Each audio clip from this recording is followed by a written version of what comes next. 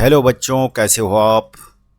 तो बच्चों यहाँ पर जो है साइंस का क्वेश्चन पेपर दे रखा है, सैम्पल क्वेश्चन पेपर 2024-25। तो क्लास है, तो इसमें जो है section A, section B, section D और सेक्शन ई दे रखा है। तो आज कराने जा रहा हम सेक्शन ए, जिसमें 20 क्वेश्चन होंगे, एक एक मार्क्स के MCQ क्वेश्चन। तो सेक्शन ए कराते हैं। क्वेश्चन नंबर 1 है। तो क्वेश्चन नंबर 1 में बता रहा है identify PQ and R in the following balanced reaction. तो यहाँ पर दे रखा है ये केमिकल रिएक्शन दे रखी है हमें, और हमें ये बताना है कि PQ R की वैल्यू क्या है। तो हमें क्या करना है, नॉर्मल तौर से जैसे बैलेंस करते हो आप केमिकल रिएक्शन को, तो वैसे ही करना है। तो ये है lead nitrate PbO plus NO2 plus O2। तो खाली स्केलेटन लिख देना आपको, उसके बाद बैलेंस करना है इसको। तो जैसे यहाँ पर क्या है, नाइट्रोजन का यहाँ पर क्या है, एक एटम है RHS में। यहाँ पे नाइट्रोजन का एक एटम है, यहाँ पे नाइट्रोजन के क्या है, 2 एटम। तो हम पहले तो क्या करते हैं, इसको बैलेंस कर लेते हैं। मॉलिक्यूल है नाइट्रोजन डाइऑक्साइड का, वहाँ 2 लगा देते हैं, 2 मॉलिक्यूल हो जाएंगे इधर। अब हमें देखना है कि ऑक्सीजन के कितने हो गए, अब 6-7 ऑक्सीजन के हो रहे हैं, बैलेंस नहीं है। तो ये करने के लिए हम क्या करते हैं, बैलेंस कर लेते हैं इसको। तो ये 8 हो गया, 2 दूनी 4 और 2 6 और 2 8 हो गया ऑक्सीजन का। लेकिन यहाँ 2 है, तो हमें यहाँ भी क्या करना पड़ेगा, 2 करना पड़ेगा।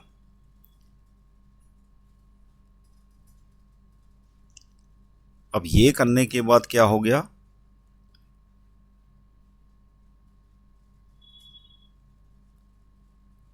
ये करने के बाद अब क्या होगा, यहाँ पे नाइट्रोजन के बैलेंस हो गए। नाइट्रोजन के 2 दूनी 4 और ऑक्सीजन के 4 दूनी 8 और 2 10 और 2 12 ऑक्सीजन के बैलेंस हो गई है।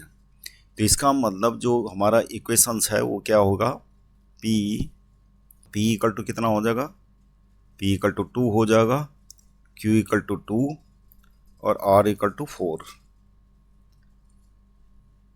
तो ये लिख देना 2 2 4, यानी क्वेश्चन नंबर 1 का ए अल्टरनेटिव सही हो जाएगा। अब है question number 2, match column first with column second and select the correct option opting using the given codes. तो यहाँ पर जो है कॉलम ए और कॉलम सेकंड में मैच करना हमें। A metal that forms amphoteric oxide. तो एम्फोटेरिक ऑक्साइड के लिए 2 बनाते हैं एम्फोटेरिक ऑक्साइड, एक तो एल्यूमिनियम हो गया और एक क्या होता है, जिंक होता है। तो ये याद रखना आपको। तो इसका हो जाएगा ए का थर्ड। तो यहाँ पर देख लेते हैं ए का थर्ड कहाँ पे लिखा हुआ, बी वाले पोर्शन में। तो ये यहाँ पर ए का थर्ड नहीं है, यहाँ भी ए का थर्ड नहीं है, तो दोनों हो ही नहीं सकते। अब से बी वाला देखते हैं, a metal which melts when kept on our palm. तो ये कौन होता है, गैलियम होता है, और एक और होता है सीजियम। ये 2 मेटल ऐसे हैं जो जिनका मेल्टिंग पॉइंट बहुत कम होता है। तो पाम का जो टेम्परेचर होता है, हथेली का टेम्परेचर होता है, उसमें भी ये मेल्ट होने लगते हैं, गैलियम और सीजियम। तो बी का क्या होगा, फर्स्ट। तो बी का फर्स्ट कहाँ पे है, बी का फर्स्ट है यहाँ पे। बी का फर्स्ट कहाँ पे है, मतलब बी और डी में देखना बी का फर्स्ट कहाँ पे है, ये। और यहाँ पर बी का सेकेंड है, तो हमारा बी वाला ऑप्शन सही हो जाएगा। लेकिन आगे के अल्टरनेटिव आपको समझा देते हैं क्या है। A metal that reacts with nitric acid. तो एकमात्र मेटल क्या है, मैग्नीशियम। एक तो मैग्नीशियम हो गया, मैग्नीज हो गया, दोनों क्या है, नाइट्रिक एसिड के साथ रिएक्शन करते हैं। अच्छा, बाकी के मेटल्स रिएक्ट नहीं कर पाते, क्योंकि नाइट्रिक ऑक्साइड एक ऑक्सीडाइजिंग एजेंट है। तो वहाँ से क्या होता है कि वो उनमें ऑक्साइड की लेयर एक डिपॉजिट हो जाती है, इसलिए फर्दर आगे रिएक्शन नहीं हो पाता। तो इसलिए ये मैग्नीज और मैग्नीशियम इसके एक्सेप्शनल केस हैं। इनके साथ नाइट्रिक एसिड रिएक्ट करता है और हाइड्रोजन गैस रिलीज करता है। क्वेश्चन नंबर ये मतलब कि डी है, कॉलम में जो पॉइंट लिखा हुआ है, a metal which can not displace hydrogen from acids. तो कौन सा मेटल ऐसा है जो हाइड्रोजन को डिस्प्लेस नहीं कर सकता। जाहिर सी बात है, जो हाइड्रोजन से कम रिएक्टिव होगा। तो हाइड्रोजन से कम रिएक्टिव कौन होता है, यूरम, यानी गोल्ड, AU।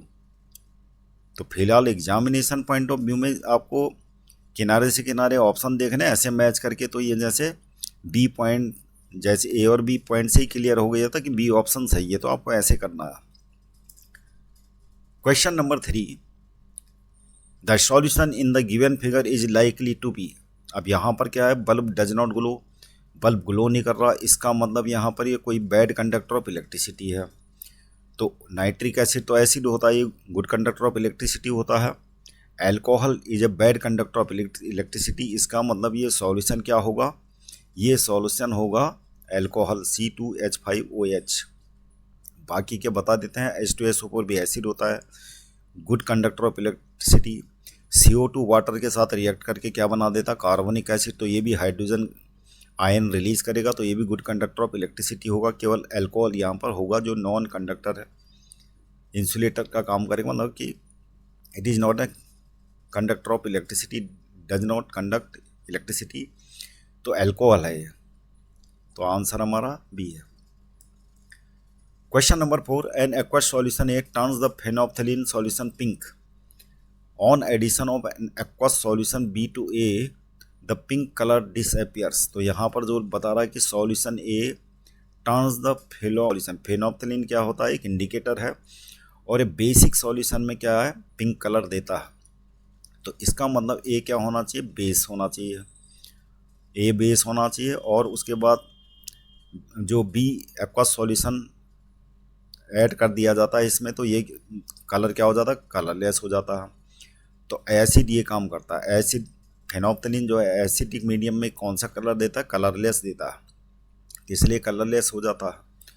तो ए हमारा बेस होना चाहिए और बी एसिड होना चाहिए। तो यहाँ पर देख लेते हैं ए में क्या लिखा हुआ है, ए इज स्ट्रांगली बेसिक। तो यहाँ पे स्ट्रांग और वीक का कोई लेना देना नहीं है, डाइल्यूटेड स्ट्रांग वो उसका कंसनट्रेटेड का कोई लेना देना नहीं है, केवल एसिड और बेस होना चाहिए। तो एसिड और बेस की डेफिनेशन क्या होती है, बेस का क्या होता है, A has pH less than 7 and B has pH greater than 7, ये डेफिनेशन है एसिड बेस की। तो ये है डी हमारा आंसर हो जाएगा। Question number 5, when 50 gram of lead powder is added to 300 ml of blue copper sulphate solution, after a few hours the solution becomes colourless, this is an example of. तो कौन सा reaction होगा, lead और copper sulphate क्या बनाता है, ये lead sulphate बनाता है, और लेड सल्फेट का कलर क्या होता है, कलरलेस होता है। कॉपर सल्फेट ब्लू था, अब क्या हो गया, कलरलेस हो गया। तो ये कौन सा एग्जाम्पल है, क्योंकि पीबी जो है, जो लेड होता है कॉपर से ज़्यादा रिएक्टिव होता है, तो ये कॉपर को डिस्प्लेस करके क्या होगा, कॉपर इधर फ्री हो जाएगा, तो कॉपर को डिस्प्लेस करके क्या बना देता है, लेड सल्फेट। तो हमारा रिएक्शन क्या होगा, displacement reaction is the answer. अब question number 6, the electronic configuration of 3 elements X Y and Z are. तो एक्स का जो है इलेक्ट्रॉनिक स्ट्रक्चर ये है, सबसे आउटर मोस्ट में 7 इलेक्ट्रॉन है, तो इसका मतलब ये एक इलेक्ट्रॉन किसी से ले सकता है, ये कौन सा आयन बनेगा, निगेटिव बनाएगा। और ये वाई है 2a2, ये 2 इलेक्ट्रॉन आउटर मोस्ट में है, तो ये 2 इलेक्ट्रॉन डोनेट कर सकता है, तो ये कौन सा आयन बनाएगा, ये बनाएगा Y2+। अब इलेक्ट्रॉन डोनेट कौन करता है, मेटल्स करता है। तो यहाँ पर देखते हैं Y and Z are metals, इनमें दोनों में से एक नॉन मेटल्स है, एक मेटल्स है, तो ये भी ए भी रॉन्ग हो जाएगा, बी रॉन्ग हो जाएगा। X is non metal and Y is है मेटल, तो X हमारा क्या होगा, नॉन मेटल, क्योंकि वो नेगेटिव आयन बनाता है, और Y क्योंकि पॉजिटिव आयन बनाता है, तो Y क्या होगा, मेटल होगा। तो C हमारा आंसर होगा। अगला क्वेश्चन है question number 7, which of the following is an endothermic reactions, burning of candle. अब बर्निंग ऑफ कैंडल में क्या होता है, हीट रिलीज होती है, हीट निकलती है, यानी बर्निंग ऑफ कैंडल, अगर माचिस से एक बार आपने जला दिया इसको, तो उसके बाद क्या है, हीट निकलेगी इससे। तो जहाँ हीट निकलती है उसको बोलते हैं exothermic reactions. Cooking of food, अब कुकिंग ऑफ फूड में क्या है, फूड हीट एब्जॉर्ब होती है, तो इसलिए ये क्या है, ये इंडोथर्मिक रिएक्शन होगी, और बाकी सारी क्या है, एक्सोथर्मिक रिएक्शंस हैं, यानी decomposition of vegetable matter, reaction of sodium with air, ये सब क्या है, एक्सोथर्मिक रिएक्शंस है। अगला क्वेश्चन है question number 8, During cellular oxidation of glucose, ATP is produced along with the formation of other products in this reaction. Which of the following events is associated with production of maximum ATP molecules per molecule of glucose during this process? Synthesis of क्या होता है? Ethanol in east, lactic acid in muscle cells, carbon dioxide in east sales. यहाँ पर सबसे complicated जो है reaction क्या होती है? Respiration reaction, carbon dioxide in human cells. और इसी में सबसे ज़्यादा क्या होती है? एटीपी मॉलिक्यूल्स बनते हैं, क्योंकि हमारा जो सिस्टम जो है वो कॉम्प्लेक्स होता है और हमें ज़्यादा एनर्जी की ज़रूरत होती है। तो जो है इसमें सबसे ज़्यादा एटीपी मॉलिक्यूल बनते हैं। अगर सिंगल ग्लूकोज के मॉलिक्यूल की बात करें, कंपेयर करेंगे और टाइप के रेस्पिरेशन से, तो सबसे ज़्यादा कहाँ होगा? Carbon dioxide in human cells. उसका कारण है कि हमें एनर्जी की ज़्यादा ज़रूरत है। हमारा कॉम्प्लेक्स जो है सिस्टम होता है, जितने भी मैमल्स होते हैं। अगला है question number 9, during which of the following stages of circulation of blood in a normal human being the oxygenated blood is pump to all parts of the body. अब मान लिया, सपोज करो ये आपका हार्ट है, तो ये आ गया आपका लेफ्ट एट्रियम और ये राइट एट्रियम, और ये क्या है? लेफ्ट वेंट्रिकल और ये राइट वेंट्रिकल। अब होता क्या है? लंग से ब्लड आता पल्मोनरी वीन से, इसमें लेफ्ट एट्रियम में। अब लेफ्ट एट्रियम क्या करता है? जब कॉन्ट्रैक्ट करेगा तो ब्लड यहाँ पहुँचेगा। अब यहाँ से लेफ्ट वेंट्रिकल क्या करेगा? पहले तो डायलेट होगा, एक्सपेंड होगा, उसके बाद एक कॉन्ट्रैक्ट जब होता है तो ब्लड हमारे पूरे बॉडी पार्ट में पहुँच जाता है। कौन सी आर्टरीज होती है? ये आयोटा। तो लेफ्ट वेंट्रिकल से कॉन्ट्रैक्ट होता है, जब कॉन्ट्रैक्शन ऑफ लेफ्ट वेंट्रिकल, तो ये आंसर होगा हमारा, कॉन्ट्रैक्शन ऑफ लेफ्ट वेंट्रिकल। अगला है question number 10, which of the following adaptations in herbivores helps in digestion of cellulose. तो सेलुलोज एक बहुत ज़्यादा कॉम्प्लेक्स क्या होता है? कॉम्प्लेक्स कार्बोहाइड्रेट होता है। कॉम्प्लेक्स कार्बोहाइड्रेट होता है और इसको डाइजेशन के लिए बहुत लंबी स्मॉल इंटेस्टाइन की ज़रूरत होती है,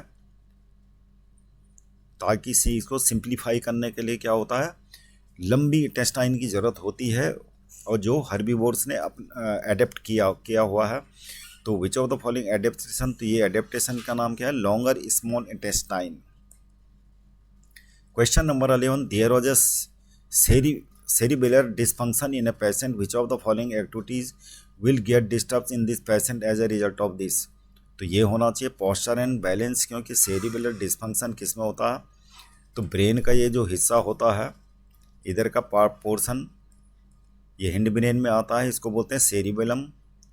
तो सेरिबेलम में कोई अगर प्रॉब्लम आती है, डिस्फंक्शन करता है, तो पोस्चर और बैलेंस में क्या आने लगती है? पेशेंट को दिक्कत आने लगती है, उसको बैलेंस करना मुश्किल होता है, तो कुछ दिक्कत आती है, तो सेरिबेलम से होता है ये कंट्रोल। तो posture and balance. Question number 12, in snails individuals can begin life as male and depending on environment conditions they can become female as they grow. This is because male snails have dominant genetic makeup। तो बोलने का मतलब क्या है कि जैसे कि human beings है, तो ह्यूमन बीइंग में क्या होता है? XX क्रोमोसोम होते हैं, एक में XY होते हैं। जो मेल होता है उसमें क्या होते हैं? XY, फीमेल में XX। तो यहाँ पर जब जाइगोट बनता है तो इसमें सेक्स डिटर्मिनेशन पहले ही हो जाता है, जाइगोट बनने के दौरान ही, जब ये फर्टिलाइज होते हैं। लेकिन स्नेल में ये काम नहीं होता, ये काम मैमल्स में ज़्यादा होता है, मैमल्स में होता है। लेकिन स्नेल्स में कुछ सेलेक्टेड स्पेसीज़ हैं ऐसे जिनमें ये काम नहीं होता। तो ये एनवायरनमेंट के अकॉर्डिंग इनका सेक्स चेंज होता है बाद में। तो sex is not genetically determined in snails, ये इसका आंसर है। Question number 13, in the following cases a ray is incident on a concave mirror. तो कोई कॉन्केव मिरर है, in which case is the angle of incident equal to 0। तो कौन से case में जीरो हो सकता है। X ray ray passing through the principal ray parallel to the principal axis, ray passing through the centre of curvature and incident obliquely. तो हमारा answer ये होगा तो सेंटर ऑफ कर्वेचर, यानी बोलने का मतलब है यहाँ पर है, मान लिया ये कौन सा लेंस है, कॉन्केव है, ये कॉन्केव था एक्चुअली में।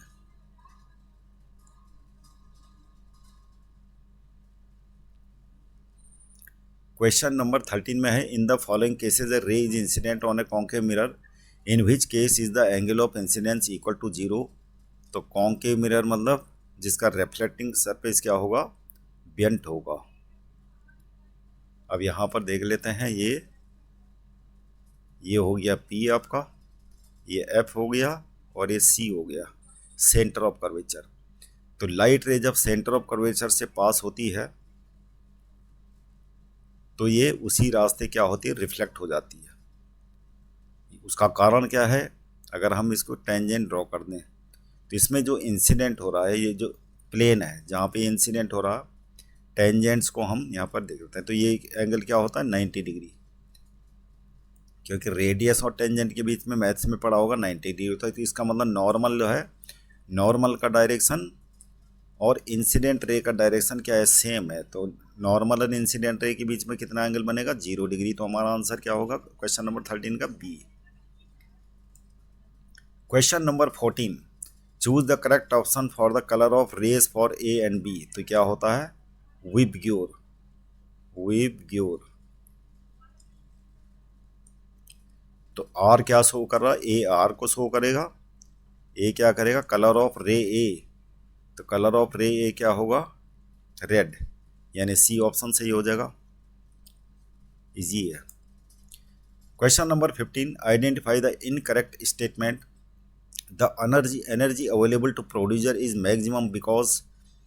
क्या है, ये सारे अल्टरनेट दे रखे हैं, तो लेकिन इसका आंसर क्या होगा, it transfers only 10% of light energy to the next trophic level. हमें बताना आइडेंटिफाई द इनकरेक्ट स्टेटमेंट, तो ये तो सही है, ये भी सही है। It utilises 10% of light energy and transfer the rest to the next trophic level. तो ये इनकरेक्ट स्टेटमेंट दिख रही है, ये सही है। It is the first trophic level which absorbs 1% of light energy directly from the source. तो मान लिए ये सन है, अरे प्लांट है, तो प्लांट क्या करता है, 1% एनर्जी सन से एब्जॉर्ब करता है, ये बात फैक्ट है। It utilises the most of the chemical energy for its own respiration, growth, reproduction, movement, ये बात भी सही है। ये जो 1% एनर्जी किस में इस्तेमाल होती है, केमिकल एनर्जी, जैसे respiration, growth, reproduction and movement.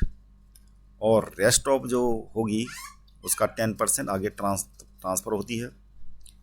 यहाँ पर लिखा है it utilises 10% of light energy and transfer the rest to the next trophic level. तो यूटिलाइज एक्चुअली में 90% करता है प्लांट, यानी 1% एनर्जी जो ये एब्जॉर्ब कर रहा है सनलाइट से, उसका जो है 90% किस में यूज़ होता है, रेस्पिरेशन में, ग्रोथ में, रिप्रोडक्शन, मूवमेंट। और रेस्ट ऑफ एनर्जी क्या होती है, आगे ट्रांसफ़र होती है 10%। इट यूटिलाइज, तो ये यहाँ पर रॉन्ग स्टेटमेंट है, तो हमारा आंसर क्या होगा, C. Question number 16, which of the following is not a role of decomposer in the ecosystem. तो कौन सा रोल नहीं होता, enrichment of oxygen in atmosphere. बाकी सब नेचुरल रिप्लेनिशमेंट ऑफ सॉइल का मतलब होता है सॉइल में जैसे नाइट्रोजनेशन जो है, ये सब जो है सॉइल को फर्टाइल करता है कौन, डिकम्पोजर जो होते हैं बैक्टीरिया वगैरह। तो रिप्लेनिशमेंट ऑफ सॉइल वो तो होता ही है। वेस्ट डिकम्पोजिशन, वेस्ट सेम उसमें हो गया, वेस्ट को डिकम्पोज करने का काम करता है कौन, क्योंकि सेप्रोफाइटिक होते हैं ये सारे, फंगी हो गया, बैक्टीरिया हो गया, तो वेस्ट प्रोडक्ट जितने होते हैं उनको डिकम्पोज करता है। Break down of dead remains, ये भी है, प्लांट हो चाहे एनिमल्स हो, डेड रिमेंस ये बात एक ही है, तो इसका ब्रेक डाउन करता है डिकम्पोजर्स। तो बाकी सारी चीज़ें सही हैं, केवल एनरिचमेंट ऑफ ऑक्सीजन की जहाँ बात है ये प्लांट का काम होता है केवल। अब है एजर्सन एंड रीजन वाले क्वेश्चन है। तो एजर्सन रीजन वाले क्वेश्चन में जो है, अगर पहला A B C D 4 alternate दे रखे हैं, both A and R are true, and R is the correct explanation of A. Both A and R are true and R is not the correct explanation of A. A is true but R is false. A is false but R is true. तो यहाँ पर assertion A है, on adding dilute hydrochloric acid to a test tube containing a substance X, a colorless gas is produced which gives a pop sound when a burning matchstick is brought near it. तो इसका मतलब क्या है, बोलने का मतलब क्या है कि कोई एक्स सब्सटेंस है और हाइड्रोक्लोरिक एसिड टेस्ट ट्यूब में है, अगर एक्स सब्सटेंस उसमें डाला जाए तो क्या निकलती है, कलरलेस गैस निकलती है। बात फैक्ट है, क्योंकि ये क्या होगा, एक मेटल होगा। ये X प्लस HCl क्या होगा, क्या गैस निकलेगी, हाइड्रोजन गैस तो निकलेगी और इसके साथ ये बनाएगा HCl, अगर इसकी वैलेंसी 1 है तो बोलने का मतलब है ये क्या बनाएगा, एक सॉल्ट बनाएगा और हाइड्रोजन गैस निकलेगी। ये होता है एसिड के साथ रिएक्शन, मेटल की होती है। तो ये बात तो ट्रू है। अब देखते हैं, in this reaction metal X is displaced by hydrogen. तो जब हाइड्रोजन गैस निकलेगी, क्योंकि पॉप साउंड निकल रही है तो हाइड्रोजन गैस ही होगी वो। In this reaction metal X is displaced by hydrogen. तो यहाँ पर डिस्प्लेस्ड बाय हाइड्रोजन, ये बात गलत है। एक्चुअली में क्या होना चाहिए, यहाँ पर जो मेटल होता है वो डिस्प्लेस हाइड्रोजन को करता है, क्योंकि यहाँ पर X ग्रेटर देन, जहाँ तक रिएक्टिविटी सीरीज की बात है, X क्या है, ज़्यादा रिएक्टिव है, तो X डिस्प्लेस करेगा ना हाइड्रोजन को। तो इसका उल्टा है, यहाँ पर उल्टा दे रखा है, X is displace by hydrogen, तो hydrogen is displace by X, ये होना चाहिए। तो यहाँ पर A ट्रू है, लेकिन ये करेक्ट एक्सप्लेनेशन नहीं है, तो हमारा आंसर क्या होगा, A। Question number 18, assertion A, the number of chromosomes in a cell and a germ cell is not the same in any species। तो ये बात क्या है, यहाँ पर ये बात सही है, क्योंकि जो सेल होती है, सोमेटिक सेल यानी कह लो कि एक सिंपल सेल है, तो उसमें 23 पेयर ऑफ क्रोमोसोम्स होते हैं, 23 पेयर, यानी टोटल मिला के 46। तो ये तो हुई सेल। अब बात करते हैं जर्म सेल्स की। जर्म सेल मतलब स्पर्म सेल और एग या ओवम जो भी है। तो इनमें कितने क्रोमोसोम्स होते हैं, एक प्रोसेस होती मियोसिस, और मियोसिस की वजह से इसमें जो क्रोमोसोम्स हो जाते हैं केवल 23 रह जाते हैं, और इसमें 23 रह जाते हैं मियोसिस की प्रोसेस के दरमियान। और उसके बाद जब ये दोनों फ्यूज टुगेदर होते हैं, फर्टिलाइज हो जाता है, तो अगेन जो है इनमें जो जाइगोट बनता है, इसमें कितने 46 क्या होते हैं, क्रोमोसोम्स। तो यहाँ पर जो बात कह रहा है, the number of chromosomes in a cell and in a germ cell is not the same in any species. तो ये सेम तो होते नहीं हैं, यानी सेल में 46 क्रोमोसोम्स और जो जर्म सेल होते हैं उसमें 23 होते हैं। तो ये बात ट्रू है। When two germ cells combine, they restore the normal number of chromosomes in a species। तो ये सही एक्सप्लेन कर रहा है कि जब दोनों ये जो है मिल जाते हैं, फ्यूज टुगेदर हो जाते हैं, तो फिर क्या होता है, ये जो है रिस्टोर हो जाते हैं 46 क्रोमोसोम में, उसी में जैसे इनिशियली था। तो हमारा ये आंसर हो जाएगा ए। Question number 19, a convex mirror always form an image behind it and image formed is virtual। तो convex mirror क्या होता है, ये convex mirror है। अब यहाँ पर a convex mirror always forms an image behind it, तो ये बात क्या है, सही है।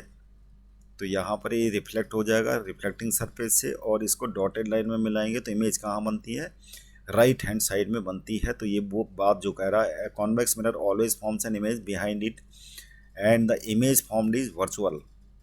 और क्योंकि लाइट रे जो है, यहाँ पर लाइट रे क्या है, जो रिफ्लेक्शन के बाद है, मीट नहीं कर रही है, तो इसलिए ये वर्चुअल इमेज बन रही है। अगर अकॉर्डिंग टू, अब ये तो फैक्ट बात है, ये एजर्सन आपका सही है। According to the sign convention the focal length of a convex mirror is positive। तो according to sign convention the focal length of convex mirror is positive, ये बात सही है, लेकिन ये करेक्ट एक्सप्लेनेशन नहीं है। तो आंसर क्या हो जाएगा, बी है। हाँ, अगर ये कहता कि इसकी जो इमेज है स्क्रीन में नहीं आ पाती, या फिर after reflections they are not meeting the light ray are not meeting each other, या तो ये बात कहता तो वो करेक्ट एक्सप्लेनेशन होता। अब है question number 20, assertion A, if the lions are removed from a food chain it will not affect the food chain, however if the plants are removed from a food chain it will disturb the ecosystem। मान लिया suppose करो कोई एक ecosystem है, तो वहाँ पर ecosystem में जैसे कि मतलब कि इकोसिस्टम में केवल लॉयन है, मान लिया केवल क्या है लॉयन, और लॉयन है और लॉयन को हटा दिया। अब यहाँ पे क्या होंगे, डियर्स होंगे एग्जाम्पल के तौर पे, और प्लांट्स हैं। अब प्लांट्स क्या है, प्रोड्यूसर है। तो यहाँ पर अगर लॉयन को हटा दें तो लॉयन को हटा देंगे, डियर को खाने वाला कोई नहीं होगा, और डियर यहाँ पे बहुत सारे हो जाएंगे, इतने उनको कंट्रोल करने वाला कोई नहीं होगा, तो सारे प्लांट्स खा जाएंगे, और प्लांट खाने के बाद जंगल तो ख़त्म होगा ही, फिर वो इंसान का अनाज भी खाने लगेंगे, जो प्लांट्स क्रॉप्स होती हैं उनको उन पे भी अटैक करने लगेंगे। तो ये फ़र्क पड़ेगा इकोसिस्टम का अगर लॉयन हटा दिए जाएं।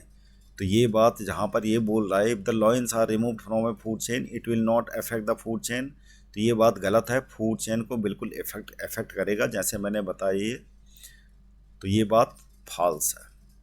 अब है reason R plants are producer, ये बात फैक्ट है, who can make food using sunlight while lions are consume, तो ये बात तो सही है, यानी यहाँ पर आर क्या है ट्रू है, ए फॉल्स है, तो हमारा आंसर क्या हो जाएगा, डी हो जाएगा। तो बच्चों अगला पार्ट देखने के लिए चैनल को सब्सक्राइब कीजिएगा, लाइक कीजिएगा और इसको शेयर कीजिएगा। Thank you very much for seeing this video.